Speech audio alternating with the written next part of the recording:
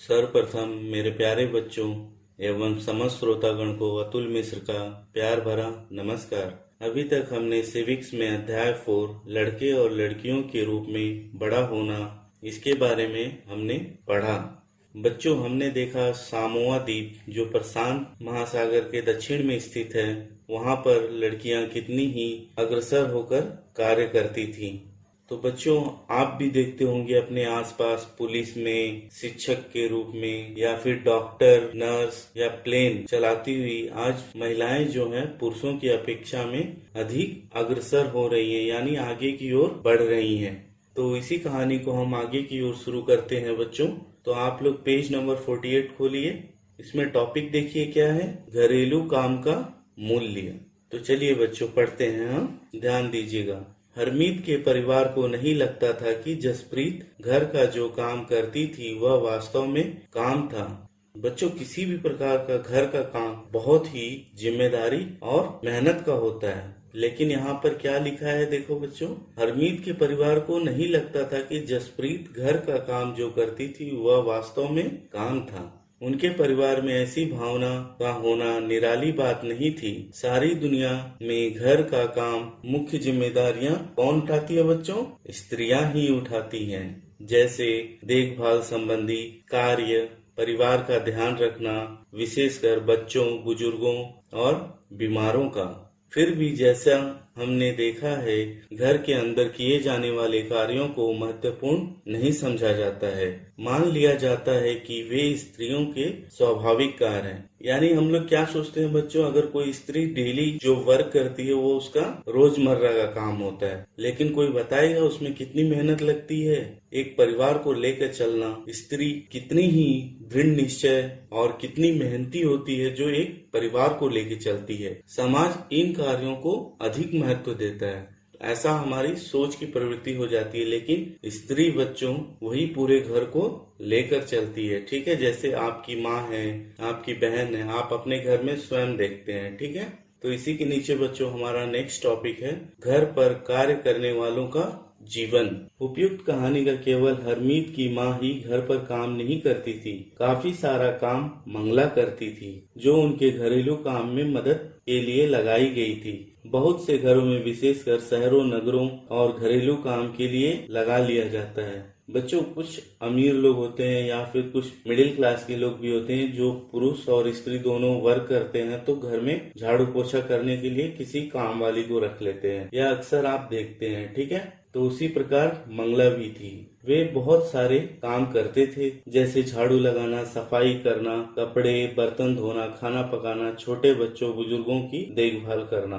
घर का काम करने वाले अधिकांश स्त्रियां ही होती हैं। कभी कभी इन कार्यों को करने के लिए छोटे लड़के या लड़कियों को काम पर रख लिया जाता है। घरेलू काम को अधिक महत्व नहीं दिया जाता, इसलिए इन्हें मजदूरी भी कम दी जाती है।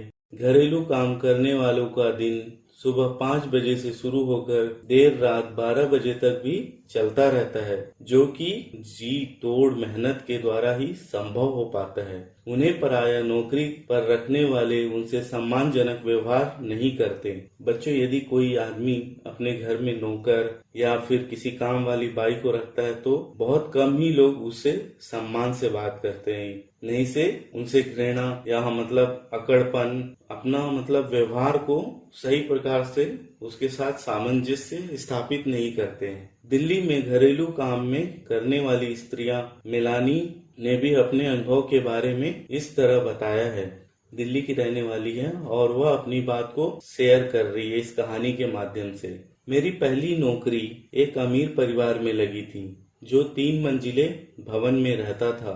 मेम साहब अजीब महिला थी जो हर काम करने के लिए चिल्लाती रहती थी। मेरा काम रसोई का था, दूसरी 2 लड़कियां सफाई का काम करती थी। हमारा दिन सुबह 5 बजे से शुरू होता था। नाश्ते में हमें 1 प्याला चाय और 2 रोटी दी जाती थी और तीसरी रोटी कभी नहीं मिलती थी।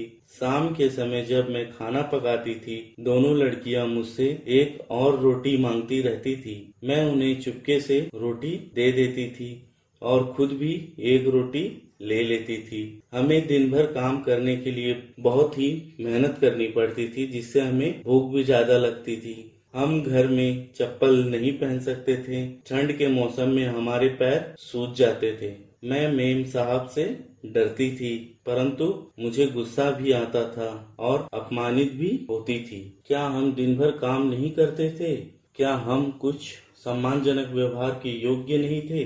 तो बच्चों देखिए, यह स्टोरी किसकी थी? मिलानी की। तो उनका कहना भी एक प्रकार से सही है बच्चों। अच्छा, आप ही बताइए, क्या वह सम्मान का हकदार थी? जी हाँ बच्चों, किसी भी परिवार या किसी भी घर को एक जिम्मेदारी के साथ देखना, जब वह पूर्ण सही तरीके से कर रही है तो वह उसकी हकदार होती है। वास्तव में जिसे हम घरेलू काम कहते हैं, उसमें अनेक कार्य सम्मिलित रहते हैं। इनमें से कुछ कामों में बहुत शारीरिक श्रम लगता है, यानी मेहनत बहुत अधिक लगती है बच्चों, घर में जो लोग काम करते हैं। जैसा कि ग्रामीण और शहरी क्षेत्रों में औरतों और लड़कियों को दूर दूर पानी लाना पड़ता था। ग्रामीण क्षेत्रों में स्त्रियां लड़कियों को जलाऊ लकड़ी, भारी गट्ठर सिर पर ढोने पड़ते थे। जिसके पास गैस नहीं होता था बच्चों, वह लकड़ियां जलाने के लिए जंगलों से उसे काट कर फिर ढोकर घर लेके आते थे। कपड़े धोने, सफाई करने, झाड़ू लगाने और वजन उठाने का काम भी उनसे कराया जाता था। बहुत से काम जैसे खाना बनाने आदि में लंबा समय लगता था। गर्म चूल्हे के सामने खड़ा रहना पड़ता था। स्त्रियां जो काम करती हैं वह भारी और थकाने वाली शारीरिक काम होता है, जबकि हम आम तौर पर सोचते हैं कि पुरुष ही ऐसा काम कर सकते हैं। घरेलू और देखभाल के कामों में अन्य पहलू जिसे हम महत्व नहीं देते, वह इन कामों में लगने वाला लंबा समय। वास्तव में यदि हम स्त्रियों द्वारा किए जाने वाले घर के और बाहर के कामों को जोड़े तो हमें पता चलेगा कुल मिलाकर स्त्रियां पुरुषों से अधिक काम करती हैं। सही बात है ना बच्चों? जी हाँ, बिल्कुल सही है।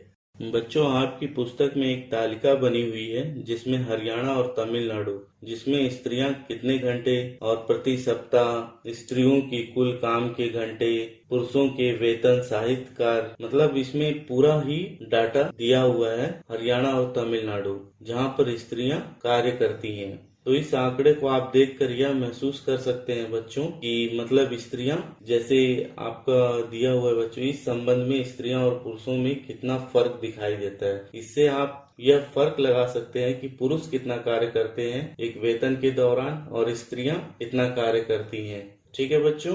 ठीक इसी के नीचे हमारा अगला टॉपिक है महिलाओं का काम और समानता। जैसा कि हमने देखा कि महिलाओं के घरेलू और देखभाल के कामों को कम महत्व देना एक व्यक्ति या परिवार का मामला नहीं है। यह स्त्रियों और पुरुषों के बीच असमानता की एक बड़ी सामाजिक व्यवस्था ही उसका एक अंश है। इसलिए उनके समाधान हेतु जो कार्य किए जाने के लिए व्यक्तिगत या पारिवारिक स्तर पर नहीं वरन शासकीय स्तर पर भी होना चाहिए। हम जानते हैं कि समानता हमारे संविधान का महत्वपूर्ण सिद्धांत है। ठीक है बच्चों, संविधान कहता है कि स्त्री या पुरुष होने के आधार पर भेदभाव नहीं किया जा सकता, परंतु वास्तविकता क्या है बच्चों? लिंग भेद किया जाता है। सरकार इनके कारण समझने के लिए इस स्थिति में सकारात्मक निदान ढूंढने के लिए वचनबद्ध है।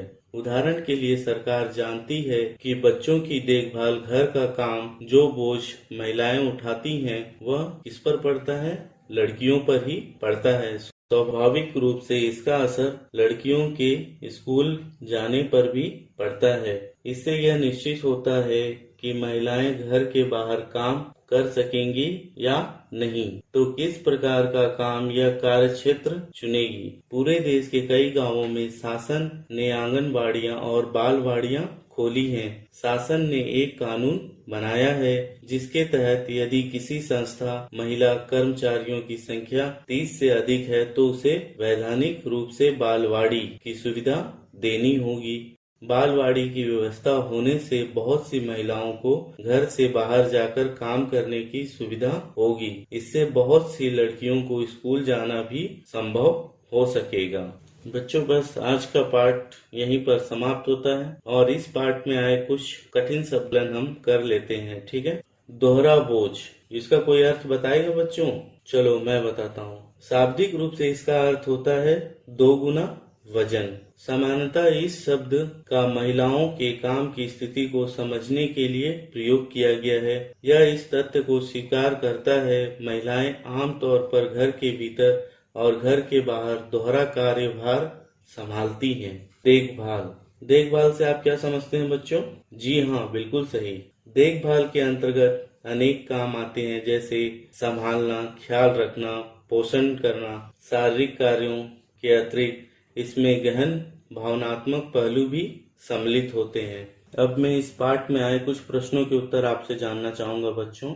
मेरा पहला प्रश्न है, लड़के व लड़कियों के लिए अलग अलग व्यवहार का निर्धारण कौन करता है? कोई बताएगा? जी हाँ, बिल्कुल सही। जिस समाज में हम बड़े होते हैं वही समाज लड़के और लड़कियों के मध्य व्यवहार का निर्धारण करते हैं। मेरा दूसरा प्रश्न है, युवा होने पर सामोआ में लड़कियों का क्या काम होता है? जी हाँ, युवा होने पर सामोआ में लड़कियां मछली पकड़ने, बागानों में काम करने तथा डालियां बुनने का काम सीखती हैं। और मेरा अंतिम प्रश्न है बच्चों, लड़कियां स्कूल जाते समय समूह बनाकर चलना क्यों पसंद करती हैं? कोई बताएगा बच्चों? जी हाँ, बिल्कुल सही। सुरक्षा की दृष्टि से लड़कियां समूह बनाकर चलना अधिक पसंद करती हैं। तो आशा करता हूँ बच्चों यह पाठ आपको बहुत ही अच्छा लगा होगा। तो इसी के साथ आज का यह पाठ यहीं पर समाप्त होता है। जय हिंद, जय भारत।